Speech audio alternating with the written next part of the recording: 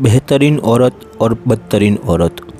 ابو عزینہ صدفی رضی اللہ عنہ روایت ہے کہ اللہ کے رسول صلی اللہ تعالیٰ علیہ وسلم نے فرمایا، تمہاری عورتوں میں بہترین عورت وہ ہے جو نہایت محبت کرنے والی، خوب اولاد والی، شوہر کی موافقت کرنے والی اور تعاون کرنے والی ہے، بشرط کہ اللہ سے ڈرنے والی ہو۔ اور تمہاری بدترین عورتیں وہ ہے جو بے پردہ ہو کر اپنی زینت کا اظہار کرنے والی اور فخر کرنے والی ہے۔ در حقیقت یہی منافق عورتیں ہیں، ان میں سے اتنی ہی جنت میں داخل ہوگی جتنے سفید پروں یا پنجوں والے کوے ہوتے ہیں۔ بہترین بیوی کون ہے؟ عبداللہ بن سلام رضی اللہ عنہ سے روایت ہے کہ اللہ کے رسول صلی اللہ تعالیٰ علیہ وسلم نے فرمایا، سب سے بہترین عورت بیوی وہ ہے کہ جب تو اسے دیکھے تو وہ تجھے خوش کرے، اور جب تو اسے کوئی حکم دے تو تیری فرما برداری کرے، اور تیری غیر موجودگی میں اپنی عزت اور تیرے مال کی حفاظت کرے۔ شوہر کی فرما بردار عورت کی فضیلت۔ ابو ہریرہ رضی اللہ عنہ سے روایت ہے کہ اللہ کے رسول نے فرمایا، جب ایک عورت اپنی 5 نمازیں ادا کرے، رمضان کے مہینے کے روزے رکھے، اپنی شرمگاہ کی حفاظت کرے اور اپنے شوہر کی فرما برداری کرے تو وہ قیامت کے دن جنت کے جس دروازے سے چاہے اس میں داخل ہوگی۔ دین و دنیا میں شوہر کا تعاون کرنا۔ ابو امامہ رضی اللہ عنہ سے روایت ہے کہ اللہ کے رسول نے معاذ بن جبل سے فرمایا، اے معاذ، شکر کرنے والا دل، ذکر کرنے والی زبان اور نیک بیوی جو دنیا اور دین کے معاملے میں تیری مدد کرے، ان تمام خزانے سے بہتر ہے جو لوگ جمع کر رہے ہیں۔ شوہر کا بیوی پر حق۔ عبداللہ بن عوف رضی اللہ عنہ سے روایت ہے کہ فرماتے ہیں، جب معاذ رضی اللہ عنہ ملک شام سے لوٹے تو آتے ہی نبی کریم صلی اللہ تعالیٰ علیہ وسلم کے آگے سجدے میں گر گئے۔ آپ صلی اللہ تعالیٰ علیہ وسلم نے پوچھا، اے معاذ، یہ کیا ہے؟ وہ بولے، میں شام گیا تو دیکھا کہ وہاں لوگ اپنے بڑوں اور سرداروں کو سجدہ کرتے ہیں، لہٰذا مجھے یہ بات بہت اچھی لگی کہ ہم آپ کے ساتھ بھی ایسا ہی کریں۔ اللہ کے نبی صلی اللہ تعالیٰ علیہ وسلم نے فرمایا، ایسا ہرگز نہ کرنا۔ اگر میں کسی کو حکم دیتا کہ وہ اللہ کے سوا کسی کو سجدہ کرے تو عورت کو حکم دیتا کہ وہ اپنے شوہر کو سجدہ کرے۔ ایک روایت میں یوں ہے، کسی بشر کے لیے یہ صحیح نہیں کہ وہ کسی بشر کو سجدہ کرے۔ اگر یہ بات درست ہوتی کہ ایک بشر دوسرے برس کو سجدہ کرے تو میں عورت کو حکم دیتا کہ وہ اپنے اوپر اپنے شوہر کے حق کی عظمت کے سبب اسے سجدہ کرے۔ معلوم ہوا کہ بیوی کے لیے شوہر کا مقام بہت ہی اونچا ہے، باوجود اس کے شوہر کو سجدہ کرنا جائز نہیں، کیونکہ سجدہ خالص اللہ سبحانہ تعالیٰ کے لیے ہے۔ شوہر کی ناشکری کا انجام۔ ابن عباس رضی اللہ عنہ سے روایت ہے کہ اللہ کے رسول نے فرمایا، مجھے جہنم دکھائی گئی تو میں نے دیکھا کہ اس میں اکثریت عورتوں کی ہے، کیونکہ وہ ناشکری انکار کرتی ہے۔ پوچھا گیا، کیا اللہ سے کفر کرتی ہے؟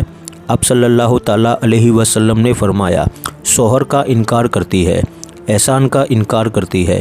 اگر ان میں سے تو کسی پر ایک زمانے تک احسان کرتا رہے، پھر وہ تجھ سے کچھ کمی دیکھے تو فوراً کہتی ہے، میں نے تمہاری طرف سے کبھی کوئی بھلائی نہیں دیکھی۔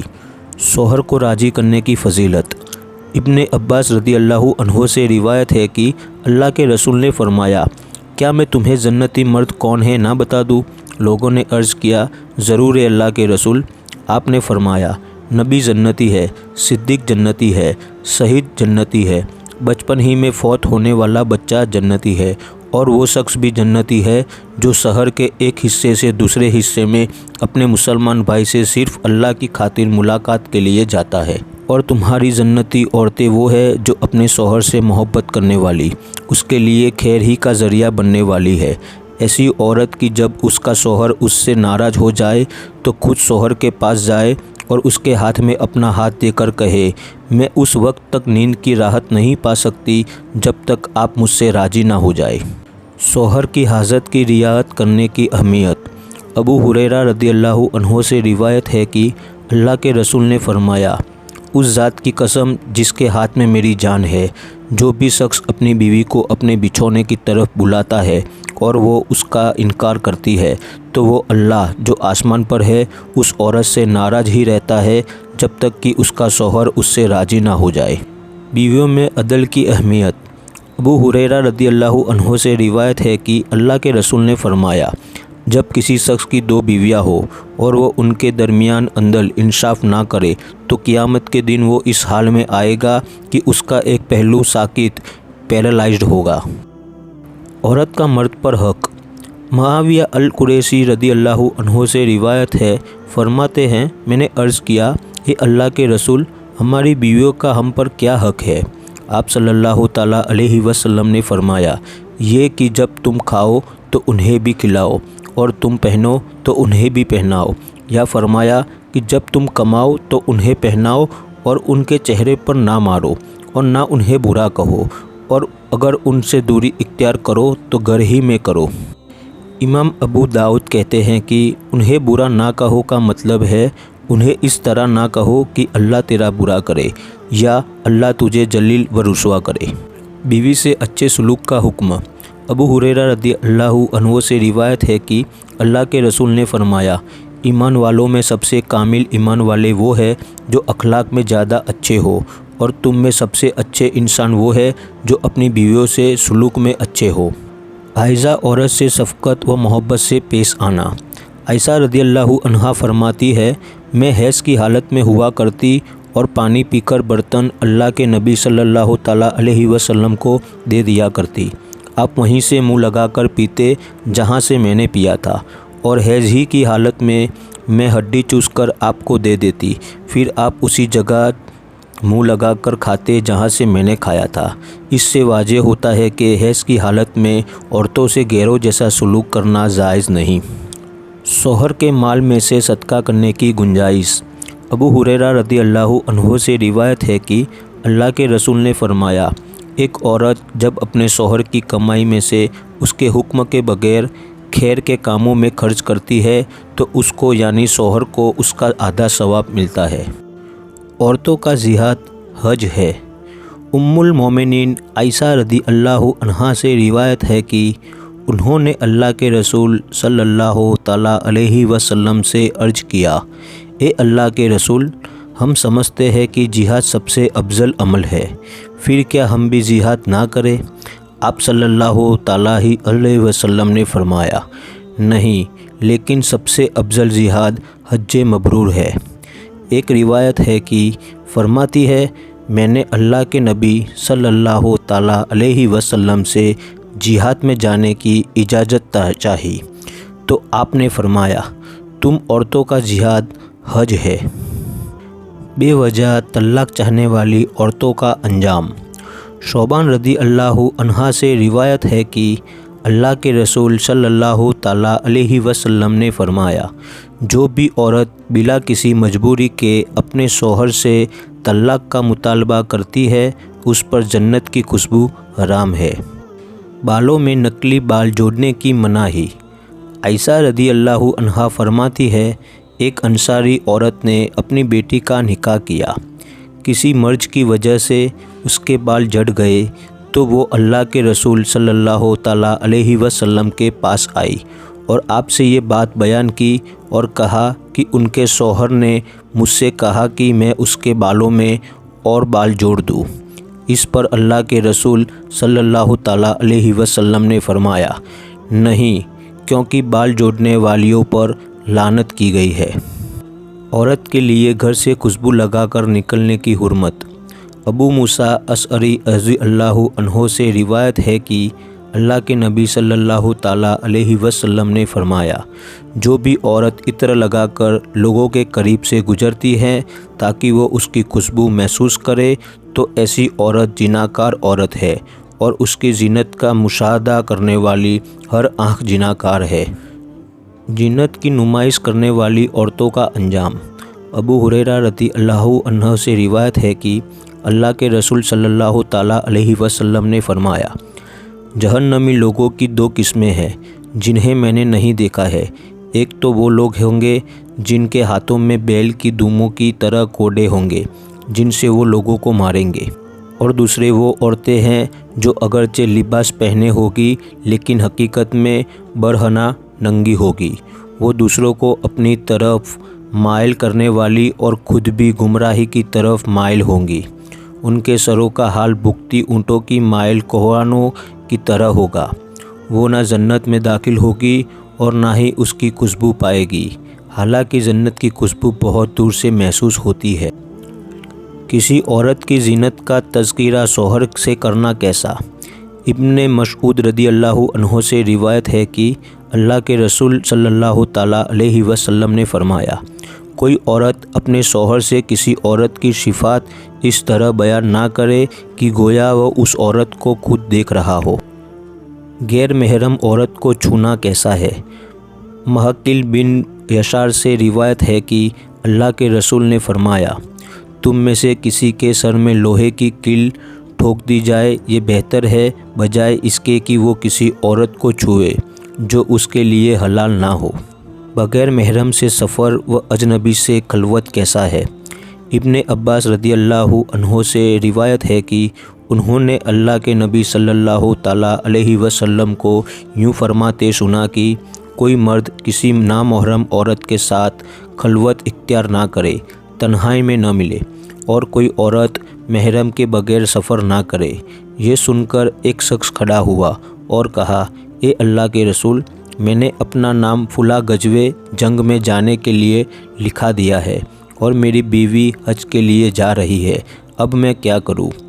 آپ نے فرمایا، جاؤ اپنی بیوی کے ساتھ حج کرو۔ اور ایک روایت میں آپ نے فرمایا، خبردار، جب بھی ایک مرد کسی نامحرم عورت کے ساتھ اکیلا رہتا ہے تو ان میں تیسرا شیطان ہوتا ہے۔ عبادت اور حقوق العباد والی عورتوں کا انجام۔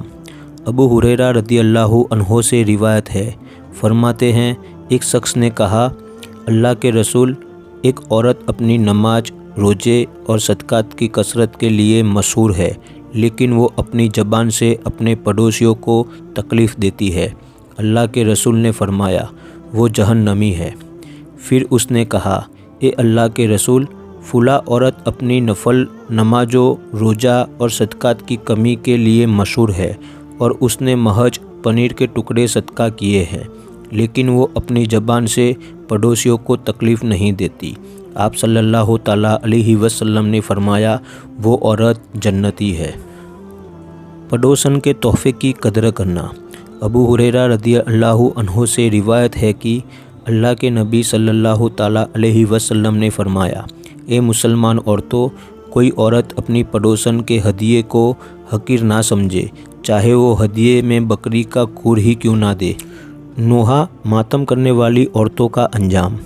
ابو مالک الاشعری سے روایت ہے کہ اللہ کے نبی صلی اللہ تعالیٰ علیہ وسلم نے فرمایا، جاہلیت کی 4 چیزیں میری امت میں باقی رہے گی، وہ اسے نہیں چھوڑیں گے: حسب پر فخر رکھنا، نسب پر تعاون کرنا، ستاروں سے بارش کا عقیدہ رکھنا اور میت پر ماتم کرنا۔